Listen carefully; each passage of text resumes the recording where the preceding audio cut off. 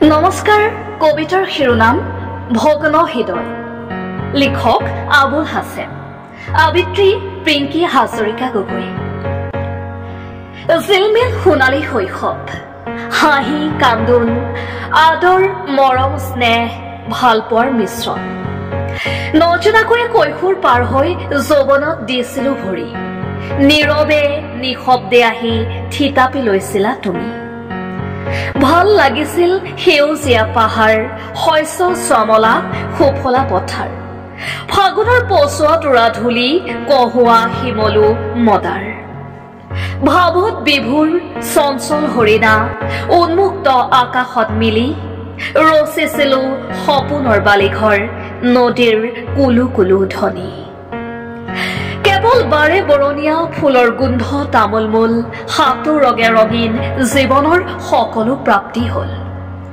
সপোন আৰু দিঠকৰ পাৰ্থক্য এতিয়াহে বুজি পালো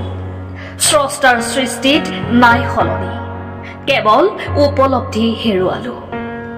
এয়াতো নাছিল মোৰ কাম্য কেনেকৈ পালো সেয়াও নাজানি কেৱল বিধাতাক দোষিলো সময়ৰ ব্যৱধানত সিদিনা আৰু আজিৰ মই এক ভগ্ন হৃদয় লৈ তথাপিও আছো জীয়াই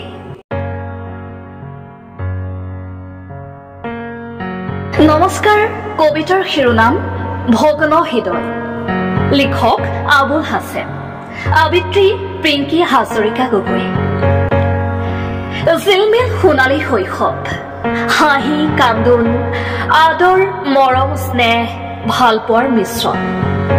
নজনাকৈ কৈশোৰ পাৰ হৈ যৌৱনত দিছিলো ভৰি নীৰৱে নিশব্দে আহি থিতাপি লৈছিলা তুমি ভাল লাগিছিল সেউজীয়া পাহাৰ শস্য শ্যামলা সুফলা পথাৰ ফাগুনৰ পচোৱাত উৰা ধূলি কহুৱা শিমলু মদাৰ ভাৱত বিভোৰ চঞ্চল হৰিণা উন্মুক্ত আকাশত মিলি ৰচিছিলো সপোনৰ বালিঘৰ নদীৰ কুলু কুলু ধ্বনি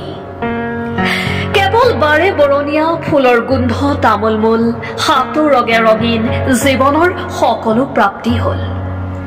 সপোন আৰু দিঠকৰ পাৰ্থক্য এতিয়াহে বুজি পালো